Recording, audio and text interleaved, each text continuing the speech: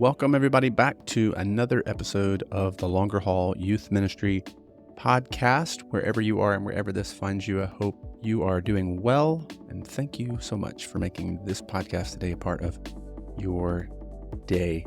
If you're not subscribed or following the podcast, please do so you get each and every episode as they come out. Of course, jump on the mailing list over at thelongerhaul.com, and we'd love to have you part of the super secret podcast group as well. There'll be a link for that in the show notes today. Excited about today's episode. We've had some really good episodes in the last few. This is an episode that we've tried to record a few times and things just keep happening and delaying it. So finally able to sit down with Brock Morgan today and talk a little bit about teens and anxiety. Brock's got a phenomenal book that he has written that's come out probably within the last year or so, called The Anxious Teen. And if you've been in youth ministry for more than a day or two, you know that our teenagers in our ministry are overrun with anxiety, most of our parents as well. And so I appreciate the resource for sure. It's a great read. I'll put a link for this book in the show notes as well. So if you haven't grabbed it, you can snag it today. Brock's a good guy, youth pastor for a long time, embodies longevity when we talk about the longer haul of what it means. He'll share a little bit about his story today as well and kind of what happened in the book. And then we dive into a few things practically from it. So I know you'll appreciate this conversation, and I know you'll love hearing from Brock as well. So with all that said, all that out of the way here, we'll jump into today's episode and interview with Brock Morgan on teens and anxiety. All right. Well, thanks, Brock, for jumping in today. This has been a long time coming. We've tried to do this a few times, and stuff keeps happening. So thanks for jumping in today. Oh, I'm so excited to be with you. This is awesome. And it has been. We've been I don't know what's going on, but here we are. We finally landed the plane, and I'm pumped to be here. This is awesome. Yeah, we started way back in the winter. We were going to do this, and then my wife's grandfather died, and that was a funeral. We ended up driving up to Montana, so I had to reschedule. Then we tried again in the summer, which we should have known better. And so here we are. We've made it. For folks listening who may not know you yet or be familiar with you, you want to just take a minute, introduce yourself and a little bit about your youth ministry kind of journey and how you got here? Yeah, for sure. Yeah, so my name again is Brock Morgan. I'm a youth worker. I started doing a youth ministry way back in the 1900s. Me too. It's amazing. 1991, I was the summer intern at my home church. So I came home from my freshman year of college, jumped into the student ministry. And so I've been doing it for 30 plus years. There have been times when I have thought, have you had this thought? Maybe I should do something else. Yeah. There have been opportunities where people are like, hey, what about you coming on as a teaching pastor? Or I've even had a couple churches approach me about becoming a lead pastor. I just haven't felt released from youth work. And it's infuriating. No, but I love it. I still love it. And my dad was a youth pastor. And so I felt like I couldn't be a youth pastor because he was a youth pastor. And that's just, I don't know. I just was like, I can't do that. He was a really good one. He spoke at the National Youth Workers Convention and at Youth Specialties. He was a great youth pastor. And so I was going to be a PE coach. That's what I went to college for, was physical education. But I started being discipled by a professor. He met with me and a group of my buddies on Thursdays. And he started talking about the kingdom in a way that, I was like, maybe, because for me, a PE meant I get to play dodgeball the rest of my life. And which you still do. Which I just recently threw a ball and hit a kid in the head, and I didn't feel bad at all. No, of course not. Why would you? It's his fault. Get out of the way. Right. Hey, move your fat head. That's terrible. But it made me question the whole PE thing. I asked this guy, his name was Dr. Brown, what he saw in me. And he's like, Brock, You would be a great youth pastor. And when he said it, it just so resonated. Yeah, that was probably spring of 1991. And I've been doing youth work ever since. It has felt like a calling, and I've loved it. It is exhausting sometimes. Youth work today in particular is it's pretty complex, but I Yeah. love it, and I feel honored to journey with kids. And as I'm getting older, I'm now finding myself journeying a lot more with parents. Yeah. And I love it. Yeah, it's funny. I was in a conversation with the guys from Youth Ministry Booster a couple weeks back. Mm-hmm. Just like, what if some things that changed? And man, parents came right to the surface, right? I think back to when I started in youth ministry back in, as you said, the 1900s, right? It felt difficult at that time, but I look now and Right. I'm like, oh, I would, yeah. I mean, it almost sounds disrespectful to say, but man, give me an eating disorder, right? Give me, please, like, like a kid comes. I had a kid a few months ago come, and they're struggling with like, it was like this big thing. We're gonna have this meeting, and I thought, oh, geez, here we go. I'm bracing for all the things that come. Yeah. Yeah, and it was like, I just can't stop looking at porn, and I'm like, oh, okay, okay. This one we can do. This is good. This is great, right? Like, this isn't what necessarily I was bracing for, because the parent before you, their world was falling apart because of all kinds of gender and identity and anxiety and depression and suicidal ideation. And like, Dude, right? who would have thought that Yeah, when we started this thing? totally. No, it really is if you look back, I was helping like a Generation X. So you have kids. That's who I ministered to first, was Yeah. Generation X. So kids of the 80s and 90s. And the kids of the 90s were angry. We Yeah. were dealing with a lot of fighting and anger. You would go to concerts, mosh pits breaking out, you Right. know. You'd say Yeah. just an angry generation.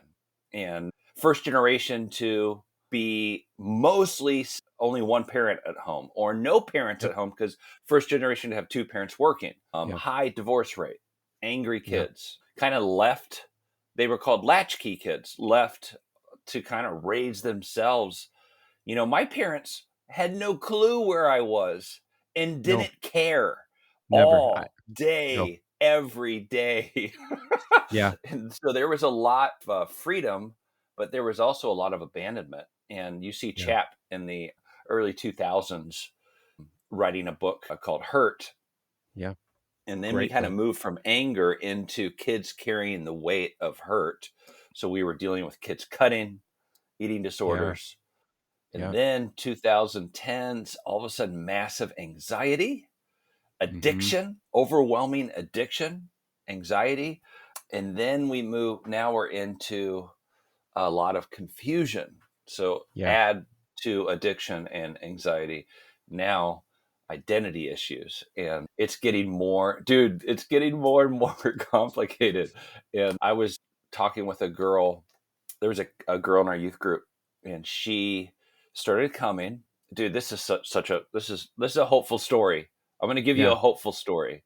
Okay. Let's She start started coming there. to youth Yeah. group. She started coming to youth group, and she was the kid with the hood over her head in Yep. the back, sitting on the floor. And you would go and, hey, how you doing? So glad you're here. Nothing. Wouldn't look up. Wouldn't acknowledge you. It's everything is the body languages stay away from Yeah. me.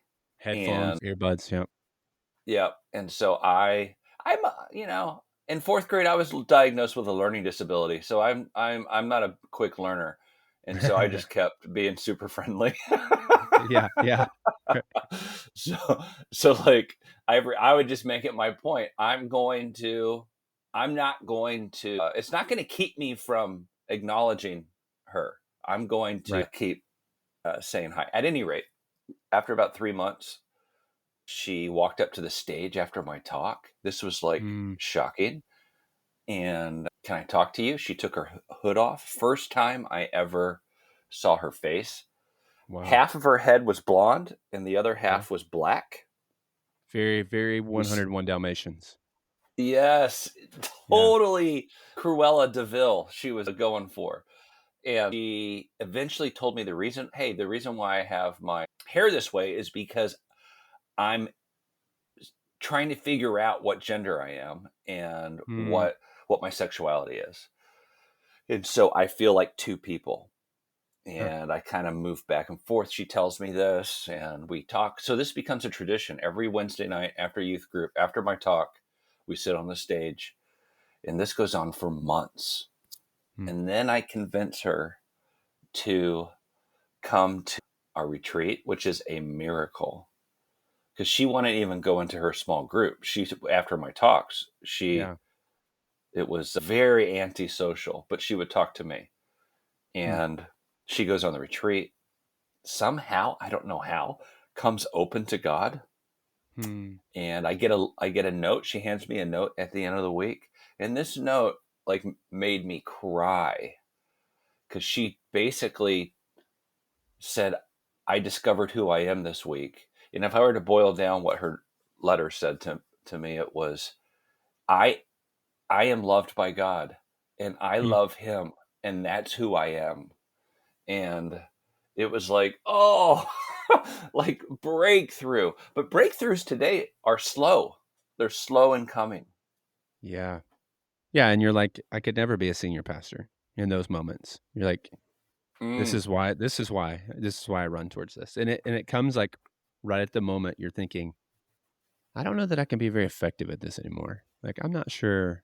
Maybe I've moved on, or maybe I've grown beyond this, or this is more than I can handle. And then you have a moment like that, and you're like, how could I ever do anything else? Dude, I was feeling that last fall. So a year ago at this time, I felt very discouraged. Yeah. I was 50 years old. I'm not seeing any breakthrough. There's no wins. Yep. By the time we get to December, I'm thinking maybe I'm done. Yeah. Yeah. You know, but you just keep doing good youth work. You keep running after kids. You keep joining God and lifting their heads, right? Yeah. And it's when January comes, boom, I'm starting to see stuff happening, softer hearts, open minds. And so then I was like, all right, I'm good again.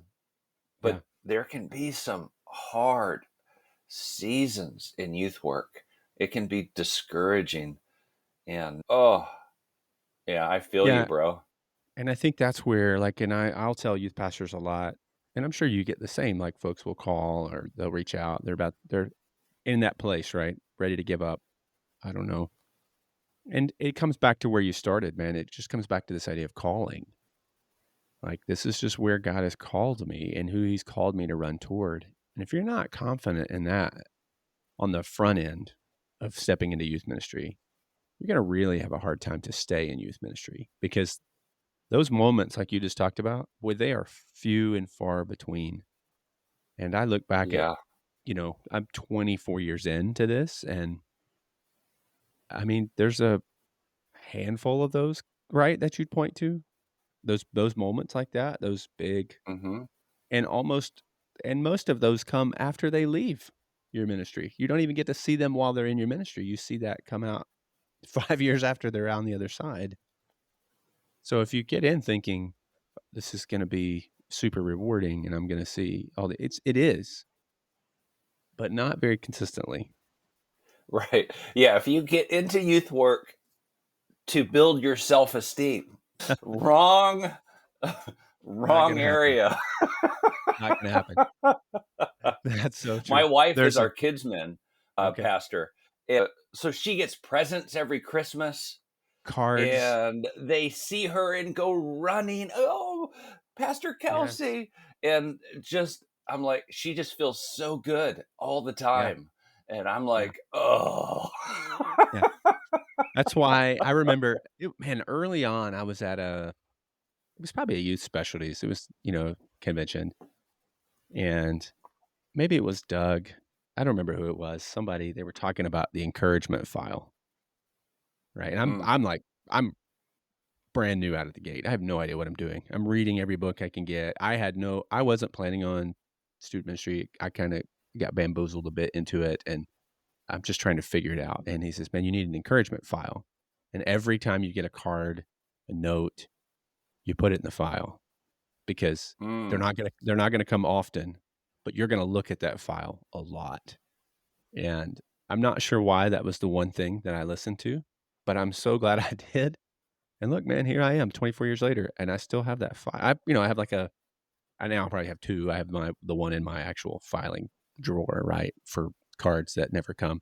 And then I have a digital one that I'll save snapshots or screenshots of emails or phone calls. Right. Oh, that's so good. Because man, if you don't feed that side of things, and if you don't, for me, I'll say for me, if I can't go back to that and be reminded that what I am doing is making a difference, it does matter, even when it doesn't feel like it. Yeah, man, I'll walk away every time. I'll never stay. So yeah, it's just I have the fantasy of, it's so funny that this is my fantasy when I'm feeling discouraged. I'll be driving in the car and I'll look over like at maybe a stoplight and I'll see a UPS driver in his brown shorts listening to ESPN radio. He looks so happy, you yeah, know, and I just go, I could do that. I could do that. I You know, think you walk in and you flirt with the receptionist as you're delivering the packages. That sounds like an easier existence. right, right. I've the amount of jobs that I have, seen people doing and thinking, gosh, that must be nice. It's Right. yeah, Oh. I've lost count. I've lost count. That's funny. Or the Well, let's lineup after church on Sunday after our pastor preaches of people yeah. to affirm him. And I go, "Oh." Oh, wonder what that's like. I just Yeah. come in the day after to angry emails from parents about Yeah. stuff. Yeah. That's the encouragement I get. Well, they are reading my emails. Look, they do Oh, know who I yeah. am. That's funny. Well, let's talk about the book a little bit. I Yeah. love the book, by the way, The Anxious Teen. Thank you. Great read. I read it like incredibly fast. I think it was, and I'm not just like some books, you get and you're like, okay, I got to make it to the end. I Yeah. didn't find that. That was not the case with this. If anything, I was slowed a bit because I was, oh man, that's good. Let me highlight that, mark that. I need to remember that. That's great. Sharing parts with my wife, some with our student ministry team, like, oh, listen to this, guys. Just good, really helpful, really practical, which I always appreciate. I think if I had to pick out, and you kind of even alluded to this a little bit earlier, like when there was a spot in the book where I was like, "Oh man, this I feel," right? And it wasn't even the anxiety part, ironically. I mean, all that was great. It was you take a moment early on in the book and you kind of walk through the generations and how they were parented Oh, yeah. and how it led to this and how basically how we got to where we are. And Mm. I'm telling you, man, I have used pieces of that or that overarching kind of principle there in parent meetings since I read it, right? Let me explain to you how Yeah. you got to where you are. And you see when you're sharing that with parents in parent meetings, you see the heads nod like, "Oh yeah, I totally get that. Yeah, that was me. I was the growing up with nobody, right? Or I was angry and it would have as I'm reading that, I'm like, this would have been an easy spot to leave out, because Uh, but it was so helpful in framing what followed.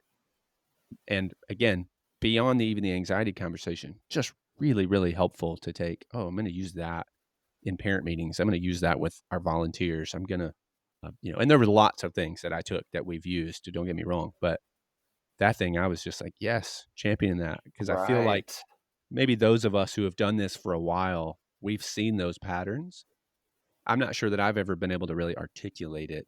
And so as I'm reading that, I'm like, this is it. This is what I've been feeling and what I've been trying to say. So it's really, Mm. really good, man. I really Dude, that's appreciate that. great. I have been on so many podcasts about this book and no one's brought that chapter up. That's Oh, awesome. yeah, yeah, yeah. It was really helpful. And again, maybe it's because even like you said earlier, okay, where I am now in ministry, I love, I was talking to somebody on our team last week, and I said, the thing I love about student ministry more than anything right now? I love parent meetings. And if my 20-year-old self would have said that, I would have thought I was crazy. I just love getting in there. But I love getting in the room with parents. I love sitting down and talking to parents. And part of it probably is I'm old now, and I am a parent, right? I'm parenting teens and beyond. We're parenting adult children and teens, and so that I resonate with where they are. But I also just see the value, right? If I'm gonna even in like if I'm gonna help walk a kid through anxiety, in this case, right? That has to happen with the parent. And the likelihood that that parent is also dealing with anxiety is really high as well. And so how do we walk through this together as family has been really good. So that's why that jumped out, because that's an area, especially the last couple of years and this year, where I'm really personally as a youth pastor we're running towards parents pretty hard again. So it was great. It was really good. I appreciate Dude, it. that's the beauty of longevity. When Yeah. you're first in youth work, the only people that will listen to you are 14-year-olds, Right. if Yeah. that. Yeah. And maybe you get older, you get married.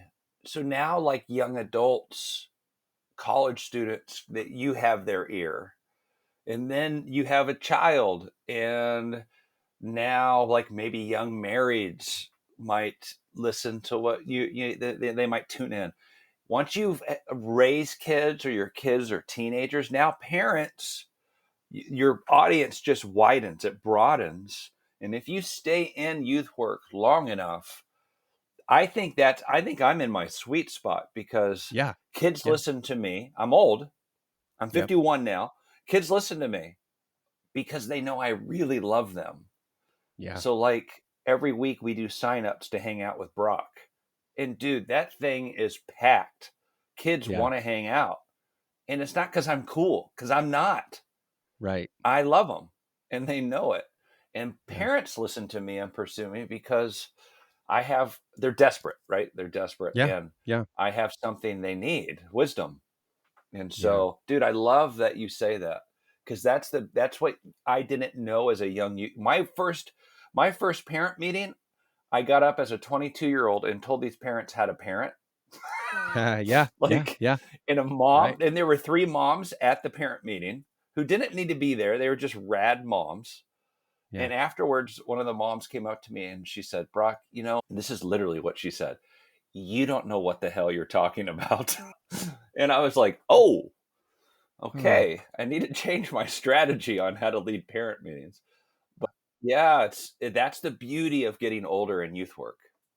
no. And it's funny you say you're in your sweet spot. Like, I literally had that conversation a few months ago. Like, I just feel like I'm in my prime in a lot of ways. It looks very different. How I am as a youth pastor today is very different than it was 20 years ago. Like, it's not even close.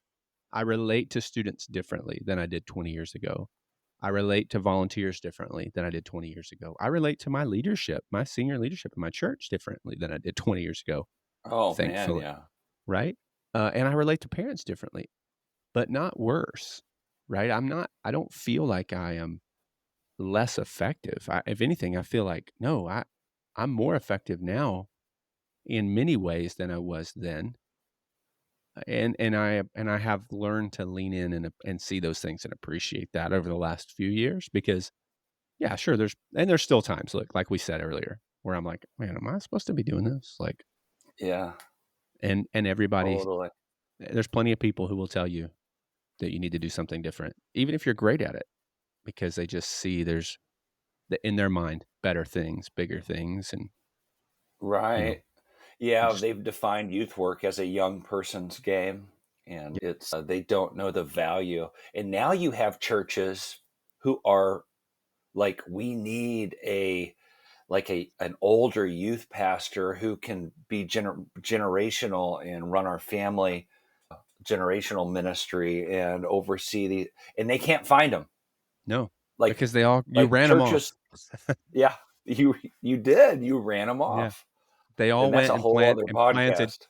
right? They went and church planted. That's where all those people went. And That's so right. Yeah, you are a unicorn. Yeah, You know, both of someone your us, man. I age mean, doing like youth how? work. You're a unicorn. Yeah, yeah, but yeah, for sure. But let's talk about. First of all, let me back up and say I did not know. This is me being naive. I didn't know you had to go to school to be a PE teacher. Every PE teacher, every PE teacher that I ever had in school growing up seemed like they did not go to school for that. They just got stuck there because there was nothing better for them to do. So I mean that I learned something already today. Dude. So my freshman year, I think, all right, I'm a PE major. I didn't realize you had to take a bunch of science. I'm taking kinesiology. I'm taking biology. In my biology class, the professor on the first day of class said, 50% of you will flunk this course. I immediately stood up and went, I'm out of here. And I went down to the registrar's office and dropped the class.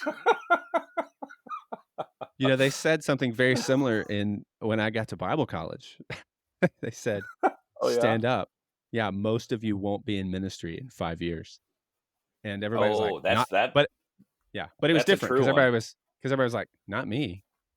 Right. Yeah. Dude, I know. I was texting with my friend, college friend, who's still in ministry, still in youth work, but he's like my only like college friend who is still at it, and now he's about ready to step out of Hmm. youth work, and I go, oh Yeah. no, just hang in there, but that's That's funny. funny. Yeah, I've got one friend as well from college that I remember that's still doing youth work. And he's amazing. He's Mm, amazing at it, right? But we'll see. So the book. Sorry, everybody's like, when are you guys going to talk about the book? yeah. Oh, what was it? Like there's a lot of things as a youth pastor that I could think I'd write a book on. I'm not sure that I would jump in and write a book on teen anxiety, even though I'm seeing it and dealing with it.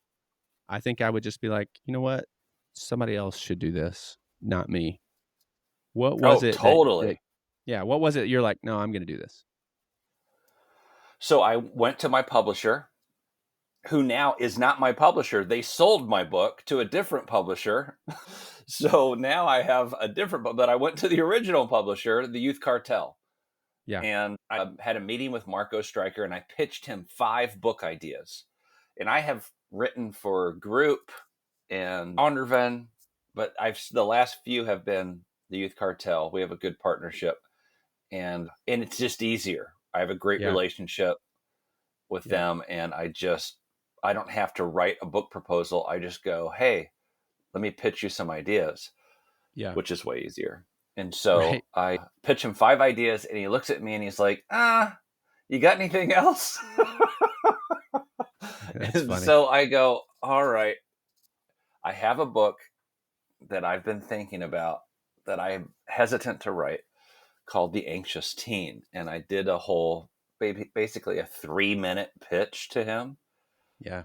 And I said, I'd like to write this with a therapist Yeah. and like an expert in the area.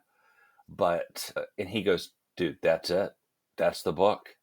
And so I was hesitant to write it. I wasn't sure that I was the person to write it, Yeah. even though I have years of dealing with and helping kids with overwhelming anxiety. And to be honest, and I hate to say this, but I struggled with anxiety myself. Yeah. And it was because of a really difficult church work environment that was toxic. And it led to me having anxiety and really Yeah. struggling. And I worked through it. I got counseling, I got help. In fact, my wife made me. Mm. Uh, and it ended up becoming my superpower. Like, Yeah. because when kids all of a sudden in 2010 started coming to me with overwhelming anxiety and regular panic attacks and all of this stuff, Mm. I could empathize, Yeah. and I did the journey and the work myself so I could help them and I could get them to help. I knew how to get them to help. And yes, I was nervous about writing it. The worst part was, so how the book is laid out is I write a chapter, and then this family therapist who's a professor at Azusa Pacific University and she has her own family practice, she would then write a response to the chapter. So the scariest thing was handing her these chapters, because I was like, oh crap, she could kill me. Like, what if she disagrees with what? She loved it. And I was just, it's like the highlight of my life. All this work, 2 years of work, she was like, oh my gosh, Brock, this book is so good. So, but her chunks after each chapter are worth the price of the book. Yeah, I thought it was really helpful to have both perspectives. Did you know her before? I had met her at a dinner party, and I was telling her I was looking for someone to write and she goes, I'll write it with you. And I went, oh, okay. Yeah. She has written a couple books herself, and it ended up being awesome. But it was totally random. It wasn't like, hey, let's find. It was, we're eating dinner and drinking wine. Sure, let's do this. That's funny. And I mean, I know, and you mentioned in the book too, like that your kind of journey through anxiety of your own, like you do a really good job of explaining, of laying that out, which I appreciate. Are there things now so you've walked through it yourself, your anxiety. You've obviously been a student pastor for a long, long time, walking kids through all kinds of problems, including anxiety. But through the process of writing the book, after kind of sitting down with the finished book, are there lessons or things that you learned personally, like through the process of that that kind of rose to the surface? Yeah, so I wanted this to be a heavy research book.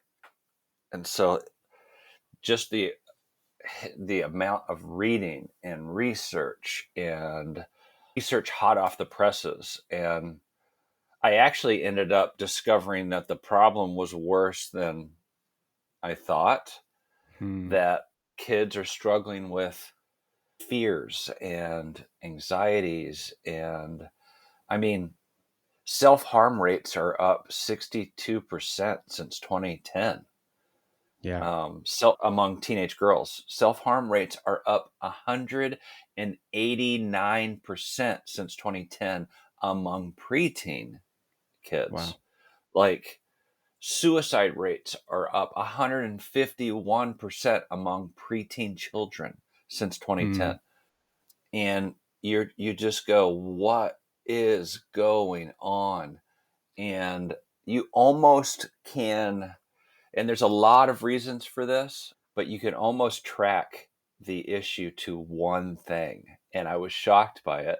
And there are other things, and I talk about a bunch of other things, but screens, social media, our phones have they have changed the landscape completely, because kids are immediately comparing themselves to other people on their screen. The phone is made in a way, and apps are made in a way in which they get you addicted. Kids have terrible sleeping problems, which leads to more anxiety and more issues. And because of their phone, they're getting into more and more risky behaviors. So you have these things that are happening, and they all lead to more problems. And so whenever I see like sixth graders coming into the youth ministry, our youth group starts at sixth grade, and they're already on their phones, social media. I'm like, parents, and I say this with love, but this may be the most stupid generation of parents I've ever seen in my life. I mean, we've always struggled with parents, and I'm not the like, talk to my daughter. She loves me dearly, but I'm not perfect. And so I say this humbly, but man, I just go, what are you doing handing a 10-year-old a smartphone like this? Like, everyone knows, we all know the research. Right. Like, what are we doing? Well, we all And say, "Oh, not my kid. Not my kid." yeah, That's like, somebody they're else's. above struggle. Right. So anxiety is across the board. So people will be like, "Oh, my kid doesn't really struggle with anxiety." BS, dude. It may not be like overwhelming daily panic attack, but to varying degrees, as a society, we are more anxious than we used to be. And so in my own life, I have created some habits. I every single night go for prayer walks, and I've been doing that for 15 years. I am seeking a rest and solitude at times. I'm in tune with when my body is telling me something's wrong. Whereas when I first started getting anxiety, I didn't even notice my chest was tightening and I was starting to hyperventilate. I didn't even hey, all right, now what's happening? I don't know why. I didn't know why I was feeling these things. I was so disconnected from myself.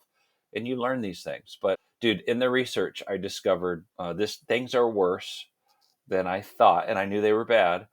But then I need to make some changes in my youth ministry to adapt to where kids are. Yeah, and what does that look like when you say make changes? So a couple of things. I'll just highlight a couple of things. So you've got these kids coming in who are, let's say, more addicted. They're a more addicted generation than previous generations. They are struggling now with identity issues. And that's not across the board, but the rates are higher. Suicide ideation and thoughts are higher. Anxiety is extremely higher. So to come in and kind of do shallow youth work, make them laugh, sing a song, give them a little Jesus, send them on their way, that's just not going to cut it anymore. And so what we have to do is reintroduce prayer and meditation as normative rhythm in our ministries. So it's normal. Here's something I discovered was that we were doing announcements longer than we were praying at youth group. Mm-hmm. And prayer, I got counseling, I got help, but prayer and meditation almost cured me, just those things, those two things. And we have to reclaim meditation. Our faith is steeped, rooted. We meditate on the word day and night. Pray without ceasing. This is our spirituality. This is what our faith is all about, this connection with God. And prayer and meditation needs to be normalized, and just because this is what we do. So our youth group is a growing youth group, but we're deeper. We're much more spiritual. And so kids come in now because we've shaped the culture, and I've been here 3 years. It's just been the last 6 months. Yeah. We've shaped the culture in a way where kids come hungry to connect with God. And we still have fun. If we're not having fun, I don't want to be a part of it. We still have fun, but kids are writing prayers every Wednesday night, and we hand out these prayer journal sheets, and we take worship seriously. A lot of youth groups do. I lead them through prayers, and these unsaved kids are saying these prayers and writing prayers to God. And I'm not joking. It's the most evangelical thing evangelistic thing I've ever done. All of a sudden they're sensing God's presence, and all of a sudden their anxiety is subsiding a little bit, and they're discovering one of the most amazing fruits of the Spirit, which is peace, joy. Man. And so that's good. That was a shift that we made. Yeah. That's good. So let's say someone's listening, maybe they're just starting out in student ministry, or maybe someone's listening and they're dealing with a ton of kids with anxiety, but they're not sure what to do. Obviously, I mean, we talked through some programming shifts to make.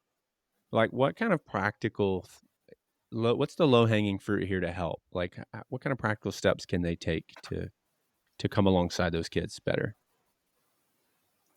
One thing I started doing is I call it developing a culture of wounded healing. So here's what we are as youth workers. We're first responders.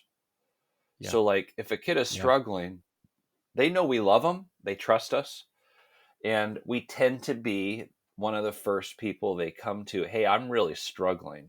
Can we get together? And so as a first responder, you can't have a Jesus complex, which is, I'm going to fix their problems, which is why we partner with experts. We get them into counseling. We do those things. And that's part of journeying with kids and I've even had to drive kids to counseling because their parents are so just disconnected. And that's been a really hard deal. But here's the wounded healing part is a kid a few years ago asked me, hey, could I meet with you? I'm really struggling with anxiety. I don't know what to do. And I was like, yes, but can I bring, and I mentioned another kid's name who had anxiety and he's about 6 months ahead of you in this journey. Could I bring him? Of course. So the three of us are sitting at a coffee shop and I'm watching this kid who is struggling listen to this kid who's a half year in front of him sharing his story. Here's what helped me. Here's what I was feeling. Here's how God entered into the pit. And I'm just sitting back watching this. And I went, I'm never meeting with kids, just me again. Like, Gosh, I that is have so to. good. I That is have so to. good. So now kids go, oh my gosh, I'm seeing my story be redeemed. I'm seeing a purpose for even the struggle. And I'm not saying God causes struggle, although sometimes he does, but I'm not saying God puts anxiety into our lives. He wants to give us peace, but he can redeem the hard things. And so I started regularly doing that, where we developed this culture of wounded healing. Every Wednesday night, they're going to hear a kid tell their story. And sometimes they'll be kind of in the midst of a struggle, in the midst of doubt, in the midst of anxiety, in the midst of depression or fear. And their story is, I'm here and I want more of God. And I am in the midst of this. And so it becomes normal to share our struggle. It becomes normal to get help. It becomes normal to journey towards health. And we just are placing this in front of our students. Man, that is so good. That is so good. Yeah, that's great. That's really good. I think, and it actually makes youth ministry fun. Like it's not just it's kids are leaving with a greater sense of purpose, a greater sense that they are a part of a community. It feels like Youth Sunday. Youth group feels like Youth Sunday. You know, when kids take over the service, I want youth group to feel like that, where kids are leading and sharing, and it just feels rich, you know? When it's just about me. Hey, how was my talk? What'd you think about my talk? Dude, please. not good. I'm done with that. Well, and I can imagine too, like even going back to what we were talking about earlier with the encouragement, like personally, that's got to be rewarding and encouraging to see it. Because let me say, I think a lot of times we aren't encouraged because we don't see the things that God's doing in the lives of our students. But when you're putting them up in front to share their story, or when you're bringing them along for some of those, like it's a constant reminder, even to you as a youth pastor, that no, God is doing things. He is at work. That's cool. Totally. No, That's it cool. does. And actually encourages our youth volunteers, Yeah. because they can sometimes go home going, what am I doing?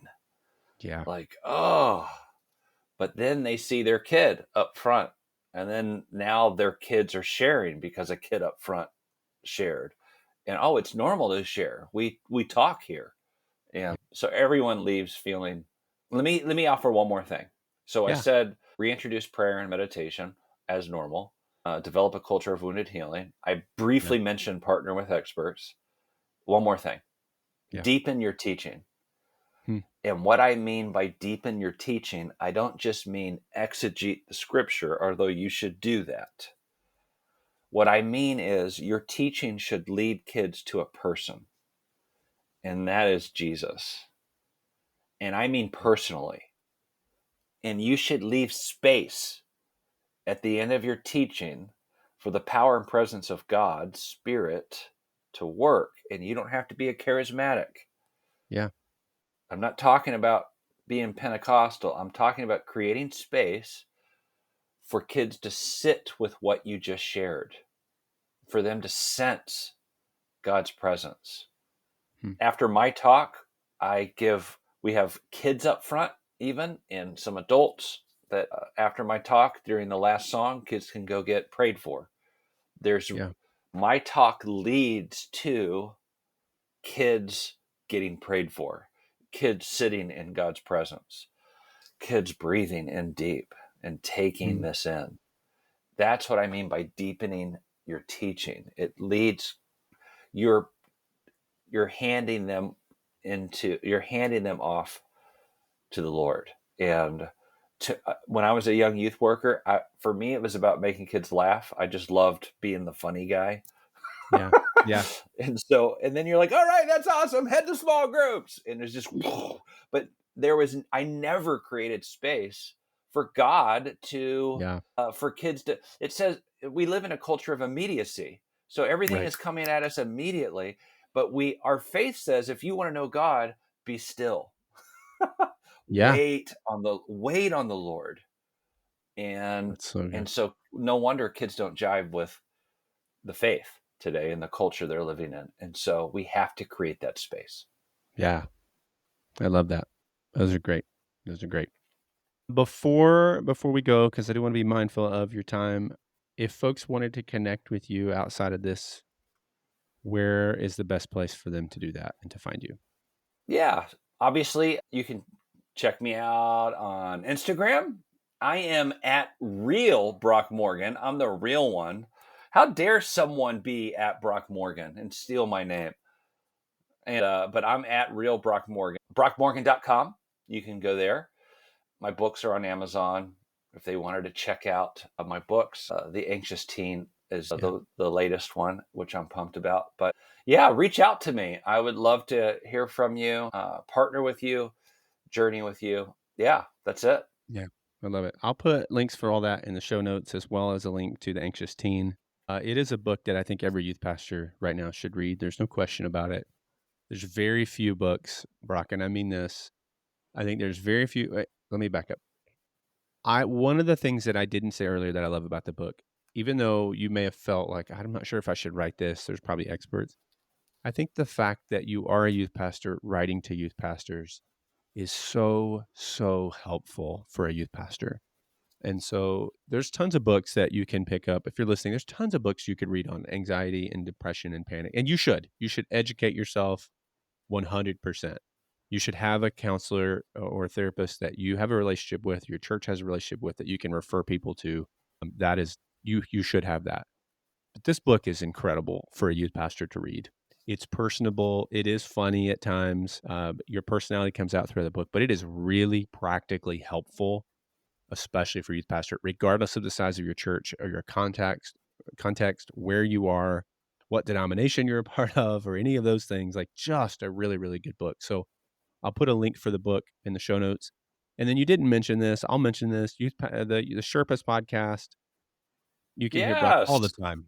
So I loved it before. I loved the podcast before, even more now. There's 3 of you on there. It's so good. Be sure to check out the Sherpas podcast as well, and take that up. Take Brock up on his offer for sure. He's a guy who wants to help you. There's no doubt. Is there a resource aside from the book, and I mean some of the things we've talked about, that you would throw at folks? The Fuller Youth Institute has great research that's so very helpful, that keeps you current.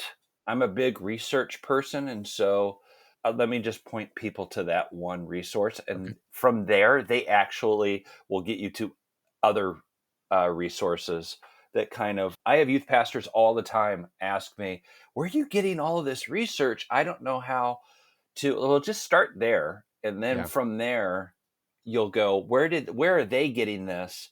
And then all of a sudden you're reading some really amazing, helpful stuff that you can give to parents. I even do stuff with our kids. Like, here's where your friends are at right now. Here's what's happening in your schools, in our world.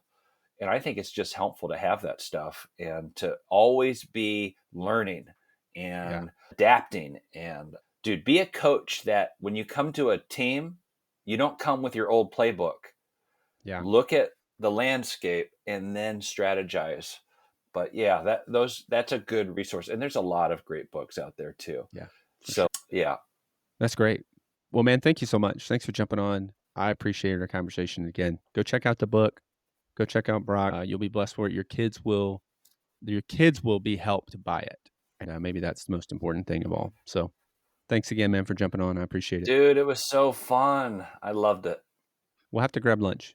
We're not that far from each other. Can we? We are not far from each other. Let's make this happen. Yeah, for sure we will. Cool. All right. Thanks, man. Appreciate it. Well, there you have it. Great interview. Great youth pastor.